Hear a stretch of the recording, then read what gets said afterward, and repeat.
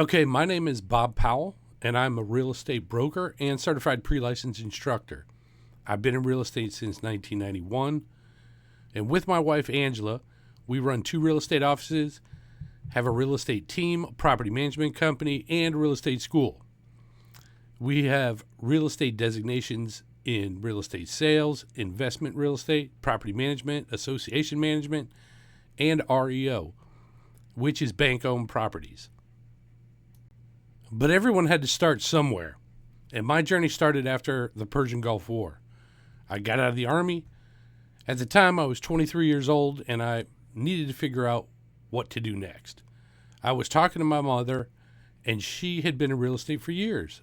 I had asked her about real estate, and she said she loved it. I told her that I had tried sales before, and I really didn't like it. I had jobs as a teller marketer, other commission sales, a couple of MLM companies. She said she doesn't sell anything. I was like, what do you mean? She said, I'm a guide. I help people through a complex process where they're probably spending the most money they will ever spend at one time in their lives, and I get paid well. The houses sell themselves. I just need to explain why I'm the best agent to be their guide. So my mind started racing. So I thought, okay, it's nothing like selling something to someone who doesn't want whatever you're trying to sell them. And everyone needs a place to live. And I could be their guide. I like helping people and the ability to make my own hours and get paid well. This seemed like a no-brainer. So I jumped in. Our goal, by the end of our time together, I want you to have an understanding of what a real estate agent does, what it takes to be a top producing agent, and how to get into real estate. If you understand these 3 things, at the end, we will consider tonight a success. Before we get into the rest of the presentation, I wanted to go over 2 questions I just get asked every time. And one is, how much money can I make? Well, the average home price in Georgia right now is about $388,700. And the average commission is about 2.7%, which means that if you're an agent and you work on either side, where you're either on the buyer's side helping a buyer find a house or on the seller side helping a seller sell a house, then you should be bringing out of that transaction $10,495. And then the next question I get asked is, how do I find these people? Well, let's just take a look at the average person knows about 100 people that they could just walk up to and start talking to. They might not know their last name or their kids' names or whatever, but they know, hey, that's my mailman. I know I can walk up to him and talk to him. He's not going to run away. So out of those 100 people normally move every 7 to 10 years. So if we take 10 years on average, 100 people, that's 10 people. So 10 people are moving this year, and that's up to potentially 10 transactions. So out of the 10 deals, that's potentially $104,950. But the magic really happens when you turn your 100 people into Raven fans, and now they tell their 100 people how great you are. And now you're pulling from a pool of 1,000 people. 10% of those are moving this year. That's 100 people, 100 transactions. If you could actually get all of them and do those deals, that would be over $1 million. Are there people doing that in very small towns in Georgia? Yeah, they are. I'm going to introduce you to some agents, and these are real agents using their own words. This is Chad. As a child, my family was on welfare. In my first full year in real estate, I pocketed $286K in commissions. I will introduce you to people and systems that are earning huge sales numbers right now. Work is required. Most people avoid work, hence, any results noted are not typical. The real estate business is not for get-rich-quick people, work from home, biz-op people, or amateurs. We provide a professional service, and we demand our agents provide the service that our customers and clients deserve and expect. Before we talk about being a top agent, we need to take a look at what a real estate agent does. The public's perception of a real estate is fancy cars and fat commission checks for opening a few doors, right? Yes, agents show homes like you see on HGTV, but what they don't show you is all of the work that happened before the showing. In the real world, just to get to a showing appointment, a lot of work has to happen, not to mention the work it takes to find people that want to buy a home. The agent must have a buyer interview and consultation. That is where you educate them on the process of buying and the benefits of you representing them. It is also where you would narrow down exactly what type of house they want and need. This is also where you would help them get pre-qualified for a loan. After the consultation, you would research homes to find houses that meet their wants, needs, and qualifications. Once you find the homes, you must schedule showings that fit in with their schedule and the schedule of the occupants living in the house you're going to show. So yes, there's a lot of behind-the-scenes work that must happen just to get to a showing. Doing work just to get to the point where you may earn a commission is a common theme in real estate. Many new agents are overwhelmed by all the hats a real estate agent must wear. Entrepreneur, marketing expert, therapist, brand builder, blogger, client services, operations, property preparation, and many, many more. Let's take a look at just a few of the other tasks that an agent may be called on to perform. Client representation involves acting as an advocate for the best interest of clients throughout the buying, selling, or leasing process. Real estate agents or brokers who represent clients have a legal and ethical obligation to prioritize their clients' needs, provide expert guidance and advice, and negotiate on their behalf. Key aspects of client representation include understanding clients' needs involves taking the time to understand clients' preferences, priorities, and objectives regarding the property transaction, such as desired location, budget, amenities, and timeline. Marketing expertise is leveraging market knowledge and expertise to provide clients with relevant information, market analysis, and insights to make informed decisions. Property search and selection is assisting clients in identifying suitable properties that meet their criteria, conducting property searches, scheduling viewings, and providing guidance on evaluating potential options. Negotiation and advocacy. Negotiating with other parties involved in the transaction, such as sellers, buyers, landlords, or tenants, to achieve favorable terms and outcomes for clients while advocating for their interests. Negotiation and advocacy. Contractual guidance, explaining contract terms, contingencies, and obligations to clients, reviewing and preparing contract documents, and ensuring that clients understand their rights and responsibilities. Due diligence assistance, facilitating due diligence activities such as property inspections, appraisals, surveys, and title searches to help clients assess the condition and suitability of the property.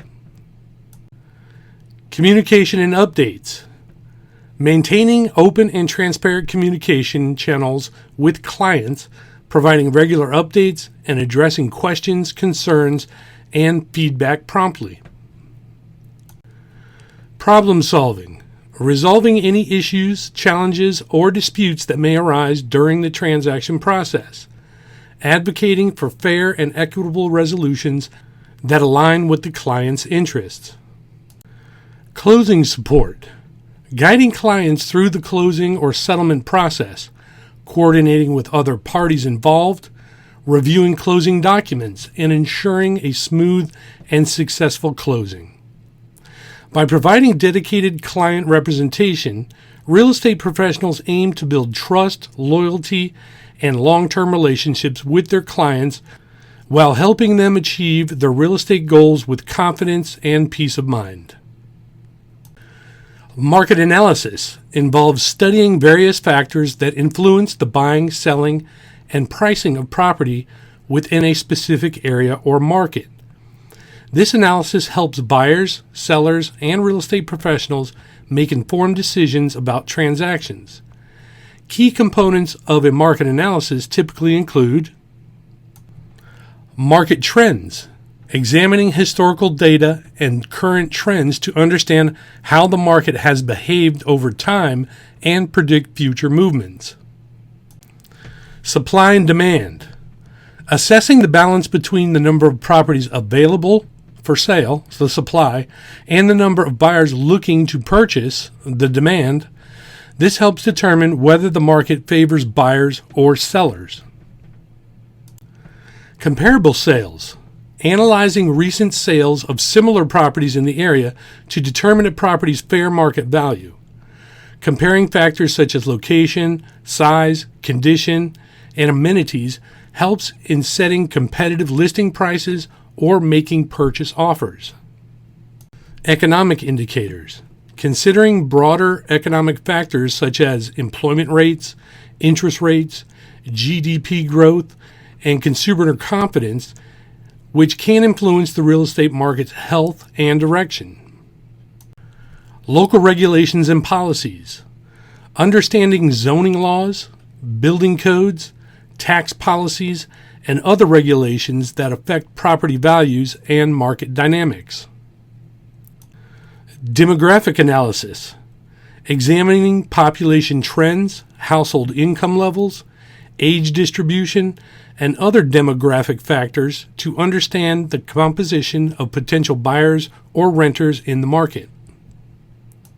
Market segmentation, identifying different segments within the market such as luxury properties, starter homes, rental properties, or commercial real estate, and analyzing each segment's unique dynamics. By conducting a thorough market analysis, stakeholders can make more informed decisions regarding pricing, timing, market strategies, and investment opportunities in the real estate market. Property marketing involves the promotion and advertising of real estate properties to attract potential buyers or tenants. Effective property marketing aims to showcase the property's features and benefits in a compelling way to generate interest and ultimately facilitate a sale or lease. Key components of property marketing typically include photography and videography, high-quality photos and videos that highlight the property's best features, including interior and exterior views, amenities, and unique selling points. After doing this for 30 years, we've definitely done a lot of things right, and we also done a lot of things wrong. But we also learned the easy way of doing things and the most cost-effective and the highest return on invested time. New agents have no idea how many decisions must be made and the skills that must be learned. It can be overwhelming, and some agents suffer from analysis paralysis. There are entire industries devoted to selling tools to real estate agents, so there are hundreds of tools and systems in the market. Researching them can become a full-time job. Some agents are always chasing that new shiny object, and they never really get started as they were working on their new system. Yes, we have discovered the hard way of doing things, but by default, we learned the easy way. Well, you get to cheat and get the easy way. Okay, just take a second. Can you imagine what it would be like being a successful real estate agent? Helping people get in the home of their dreams, guiding them to financial security through real estate, and the respect people will have for your help in changing their lives? How would it change your life? There are thousands of different paths to success in real estate, and no two agents achieve it in the exact same way. But while the routes to winning are endless, the pitfalls that lead to failure are surprisingly common and predictable.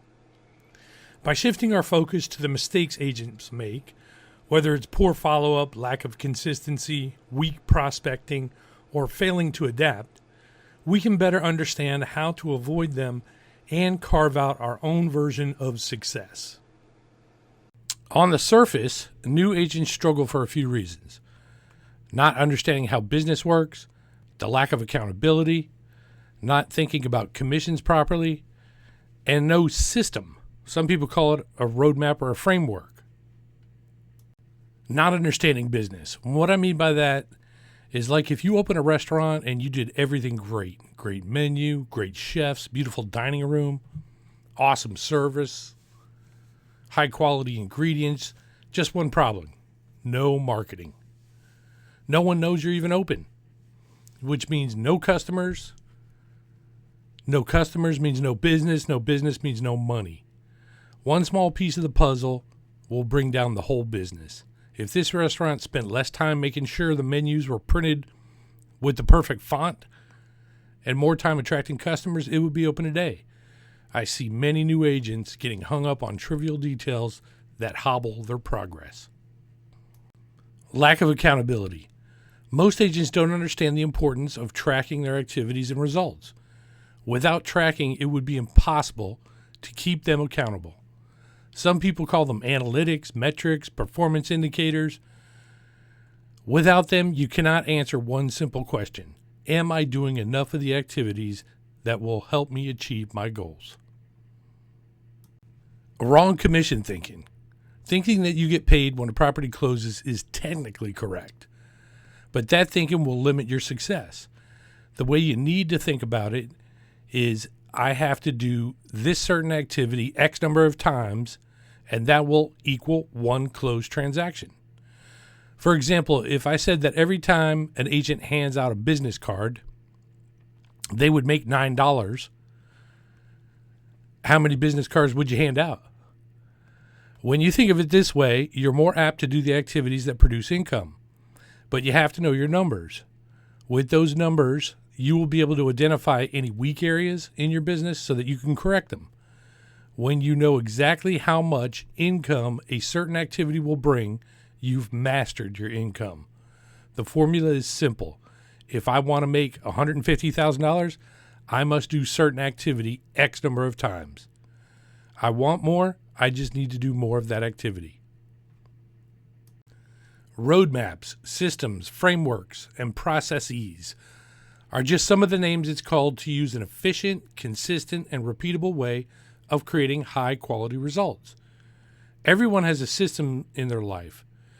Usually there are simple systems like how to make coffee or wash your clothes or even how to dress yourself. None of these systems are written. They are just the way you have found to accomplish the desired goal quickly and efficiently. But would you fly on a plane where the captain announces that he would not be using the system of pre-flight checks because he did not believe in them? How long before he forgot something? The more complex an activity, the more important the system becomes. Now, real estate is usually not life or death, but people are entrusting us with the largest asset they will ever own. Here are 90 things that agents do for buyers, which does not even include the hundreds of things that must be done just to find and convince a potential buyer to work with you. And here are 90 things we do for sellers. Again, doesn't include the hundreds of things to find someone who wants to sell. So how can you get a system for success in real estate? Well, there's two ways. One, you could develop your own system, but people who want to blaze their own trail are called pioneers. Most pioneers don't make it. We do not recommend this way. Others have already spent the time, money, and energy. Learn from them. Or you could do the easy way, which is what they call standing on the shoulders of giants. And what that means is you just build on the success of others first. The phrase can be traced back to 1159, almost 1,000 years ago. Most of the wisdom that lasts through the ages does so because it works.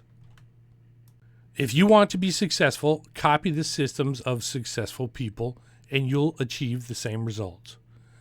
And if that system is designed properly, you will have business concepts, accountability, and proper thinking all built in. So you could say that if those new agents had the right systems, success would all be guaranteed. But you have to have the right system for your level. What that means is a new agent can't use a system that's designed for top producers. The activities a new agent must do to get started, usually a top producer does not do them anymore. And if the agent copies what the veteran does, they will never build the momentum necessary to propel them forward. It's like learning how to drive a car by copying someone who's already going 70 miles an hour. You would miss important steps like starting the car and putting it in drive. Does that make sense? Over the 30 plus years, we have assembled all the systems to bring you from a new agent to a top producer and all the steps in between. Okay, now that you understand the importance of having a system, the next question is, where do I get a system for success? But before we talk about finding a system, let's discuss how agents work. Generally speaking, agents are independent contractors. An independent contractor is a self-employed worker who usually works under some type of contract or agreement. They are contracted to perform work for or provide services to another entity as a non-employee. The Georgia Real Estate Commission requires people with a salesperson's license to work under the license of a broker. This is usually an independent contractor relationship, meaning you will get paid for your results, not for any of the work that it takes to get those results. This also means that the agent is responsible for all the resources required to accomplish that result. Some things agents need to get the job done are lockboxes, and these are special lockboxes made for real estate, yard signs, business cards, IDX website, which is a special website that has all the MLS listings on it, a name badge, MLS electronic lockbox key to open those lockboxes, a customer relationship manager, which is a database of all the people that you've made contact with, and it helps you stay in touch with them and convert them, open house signs, a texting program, email provider, scheduling program, and more. Usually, independent contractor agents are paid on what's called a commission split, meaning that whatever commission is paid at closing, that amount is split between the company and the agent. So it stands to reason that the more resources the company provides, the higher the company's split's going to be. The less resources the company provides, the higher the agent split will be.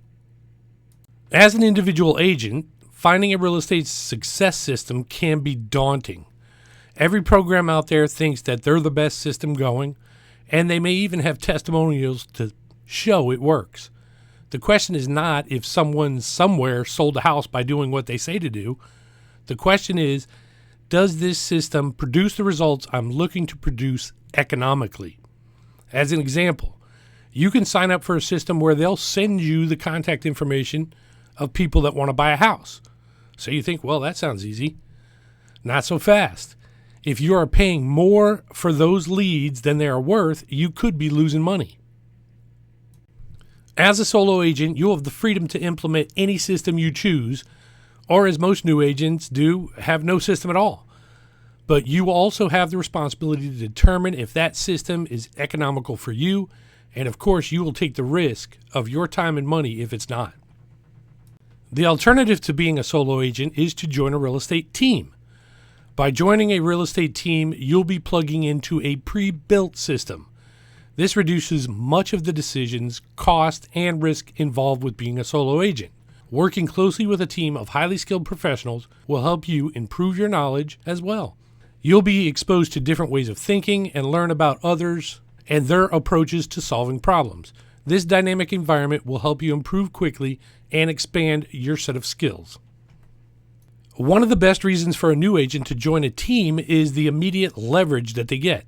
Instead of worrying about marketing and systems, checklists, transaction coordination, listing management, financials, New agents who join a team get to focus on mastering the art of being an exceptional real estate professional and letting go of everything else.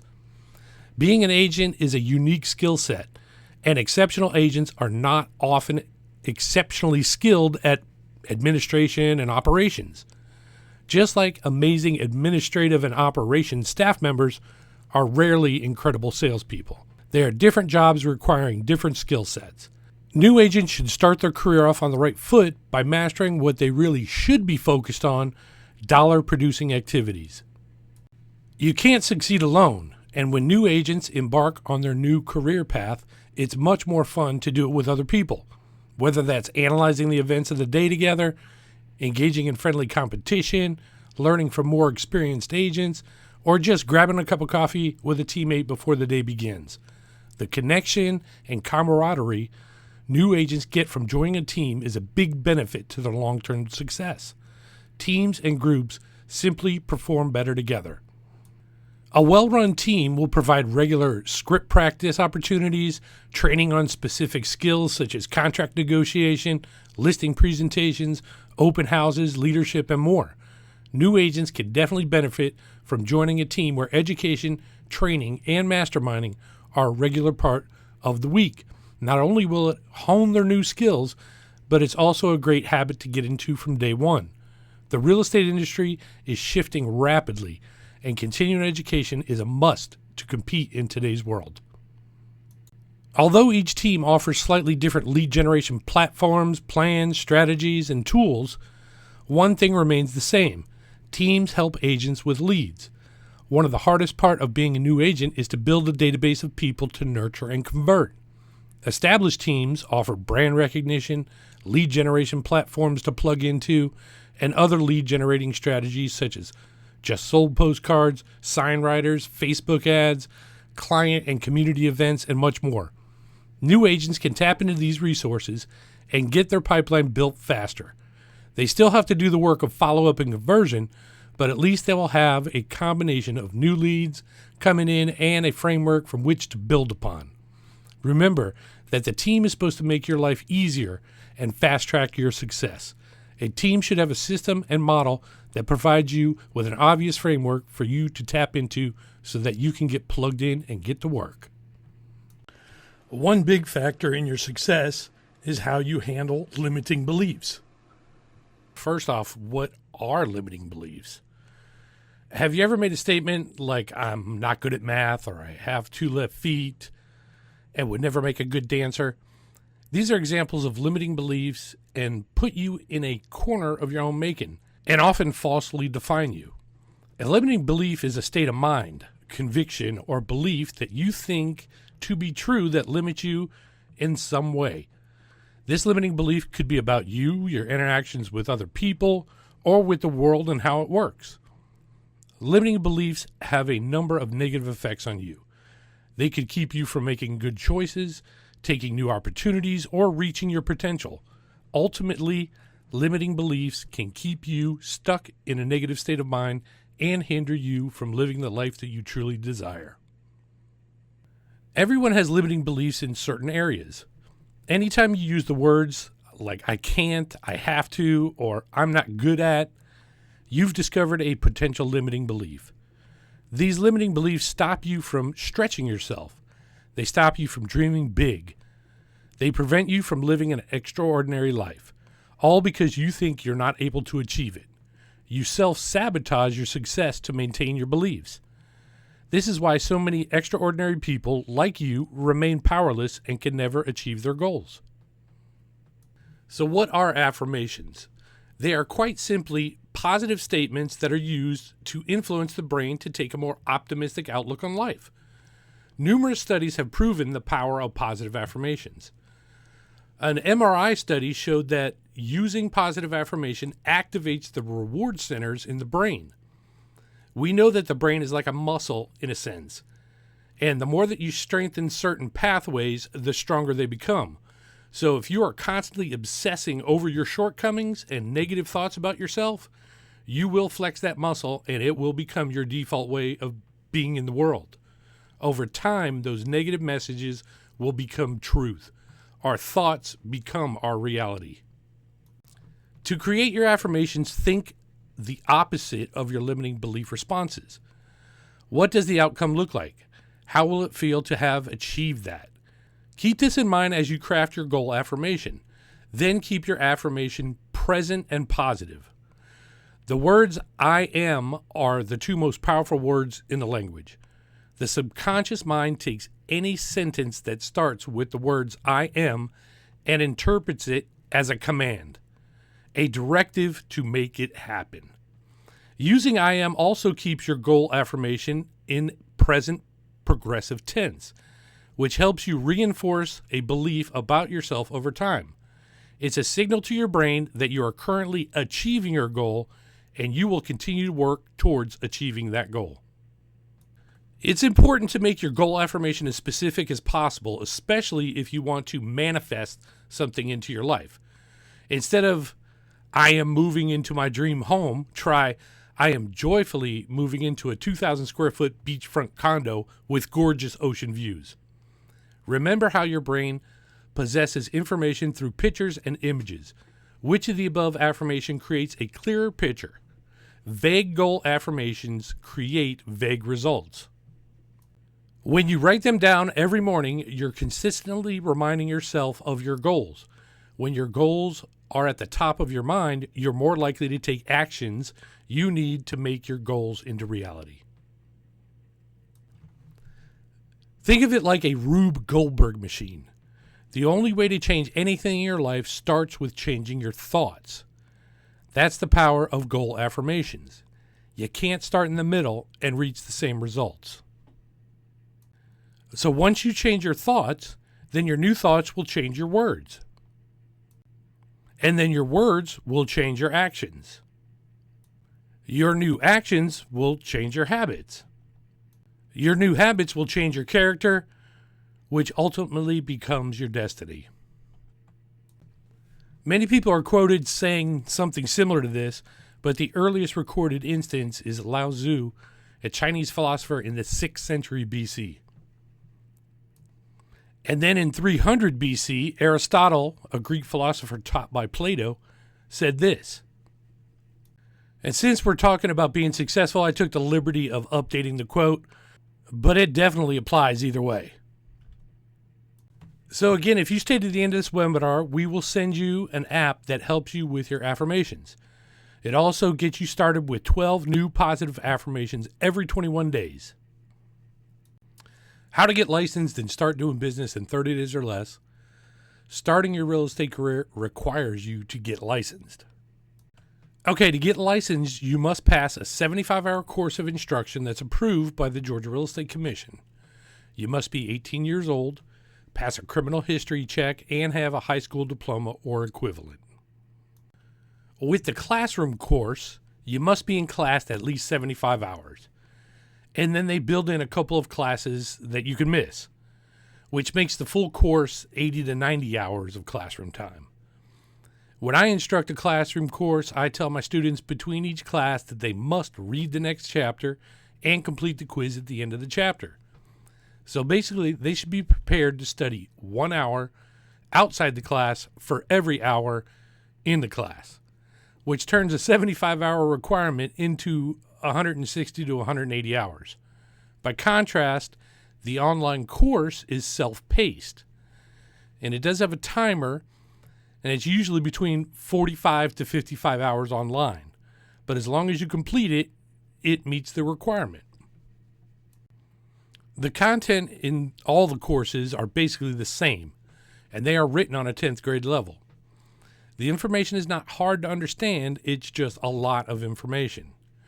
We have found that the quickest and easiest way to pass is through repetition. The classroom course works by reading the chapter and then doing the quiz before the class, and then listen to the lecture and do another quiz in class for 25 to 26 chapters. Pass or fail on your quizzes. The class keeps moving. Low repetition. The online course is broken into many modules. And after you go through a module, you'll take a quiz. If you don't pass that quiz, the computer course makes you go back and retake the lesson. and then take the quiz again. There are also many review quizzes built into the system. This is why we see students completing the online course have a high pass ratio. But for some people, that forced repetition drives them batty, and they put off doing the coursework out of frustration. A lot of people end up not completing the course because of the repetition and the frustration that it creates. So we have created a hybrid course, which combines the two types. Basically, we use the computer course for homework, and then we have live online classes Tuesday nights from 6 to 9 for 8 weeks. We believe this method enhances the pros and minimizes the problems with both types of courses. The information in the course is only there for you to pass the test. It does not cover anything about being a successful real estate agent, and most of the information you will never see again. So you want to cram it in your brain and spit it back out on the test just to get licensed. We have found that students who drag the course out end up forgetting a lot of the material from the beginning of the course. How many of you feel like this right now? I know that this is a lot of information coming at you in a short time frame. I totally get that. But it's impossible to cover everything in one webinar. I'm going to go over the licensing course in a minute, but does anyone have any questions about the information we've gone over so far? If you have a question, click the raise hand button, and I will call on you, and you can unmute and ask your question, or you can just put it in the chat.